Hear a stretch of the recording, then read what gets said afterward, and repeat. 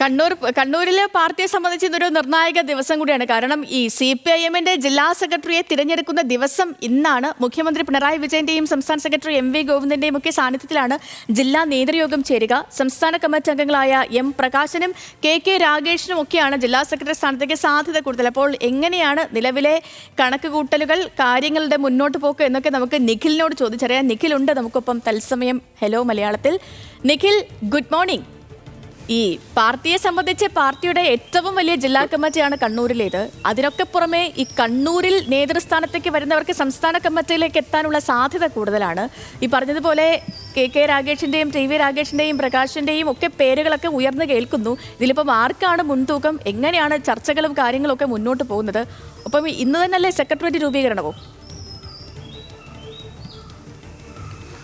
Good morning Sethu. ഏതായാലും ഈ പറഞ്ഞതുപോലെ CPIM-ന്റെ കേരളത്തിലെ തന്നെ ഏറ്റവും ശക്തമായ സംഘടനാ സംവിധാനമുള്ള ജില്ലയാണ് കണ്ണൂർ.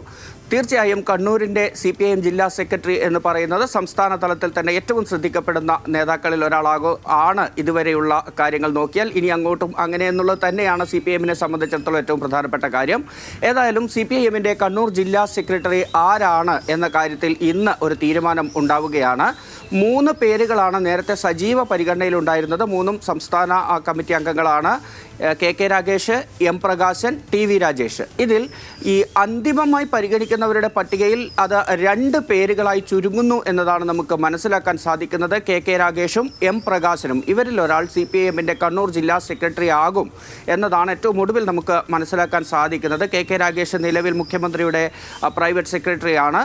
അദ്ദേഹത്തെ ആ സ്ഥാനത്ത് നിന്ന് കണ്ണൂർ ജില്ലാ സെക്രട്ടറി സ്ഥാനത്തേക്ക് കൊണ്ടുവരികയാണെങ്കിൽ അങ്ങനെ വരാനുള്ള ഒരു സാധ്യത എന്ന് പറയുന്നത് യുവ നേതാക്കൾക്ക് പ്രാതിനിധ്യം നൽകുക, അല്ലെങ്കിൽ യുവ നേതാക്കളെ CPIM-ന്റെ ജില്ലാ സെക്രട്ടറി തലങ്ങളിലേക്ക് കൊണ്ടുവരിക എന്നുള്ള ഒരു പൊതു സമീപനം CPIM സ്വീകരിക്കുന്നുണ്ട്. ആ മാനദണ്ഡം അനുസരിച്ചാണെങ്കിൽ KK രാഗേഷ് CPIM-ന്റെ കണ്ണൂർ ജില്ലാ സെക്രട്ടറിയായി വരും. ആ നിലയ്ക്ക് വരികയാണെങ്കിൽ മുഖ്യമന്ത്രിയുടെ പ്രൈവറ്റ് സെക്രട്ടറി സ്ഥാനത്തേക്ക് മറ്റൊരാളെ പാർട്ടി കണ്ടെത്തേണ്ടതുണ്ട്. ആ നിലയ്ക്കുള്ള ചർച്ചകൾ ഇതിനകം നടന്നു കഴിഞ്ഞിട്ടുണ്ടാകുമെന്ന് തന്നെയാണ് മനസ്സിലാക്കുന്നത്. പരിഗണിക്കുന്ന മറ്റൊരു പേര് M പ്രകാശിൻ്റേതാണ്. M പ്രകാശൻ അഴീക്കോട് മുൻ MLA ആയിരുന്നു. കർഷക സംഘത്തിൻ്റെ നേതാവാണ്. അങ്ങനെ പൊതുപ്രവർത്തന രംഗത്തും ഒപ്പം തന്നെ ഭരണരംഗത്തും മികവ് തെളിയിച്ച CPIM-ലെ ശക്തരായ നേതാക്കളിൽ ഒരാൾ എന്ന നിലയിൽ M പ്രകാശിൻ്റെ പേര് കൂടി പരിഗണിക്കുന്നുണ്ട്. നേരത്തെ പരിഗണിച്ചിരുന്ന മറ്റൊരു പേര് കല്യാശ്ശേരി മുൻ MLA ആയിരുന്ന TV രാജേഷിൻ്റേതാണ്. TV രാജേഷിൻ്റെ പേര് പക്ഷേ ചില ഭാഗങ്ങളിൽ നിന്നുള്ള എതിർപ്പിനെ തുടർന്ന് ഈ അന്തിമമായി പരിഗണിക്കുന്നില്ല എന്നതാണ് നമുക്ക് മനസ്സിലാക്കാൻ സാധിക്കുന്നത്. ഏതായാലും CPIM സംസ്ഥാന സെക്രട്ടറി MV ഗോവിന്ദന്റെ സാന്നിധ്യത്തിലാണ് ഇന്ന് ജില്ലാ കമ്മിറ്റി യോഗം രാവിലെ ചേരുന്നത്. ആ യോഗത്തിൽ MV ഗോവിന്ദൻ പുതിയ സെക്രട്ടറിയെ നിർദ്ദേശിക്കും എന്നതാണ് നമുക്ക് മനസ്സിലാക്കാൻ സാധിക്കുന്നത്. ഓക്കെ നിഖിൽ, അപ്പോൾ ജില്ലാ സെക്രട്ടറി എന്നറിയാം. അതിനൊപ്പം തന്നെ ഇന്നലെ വിഷു ഒക്കെ ആഘോഷിച്ചോ?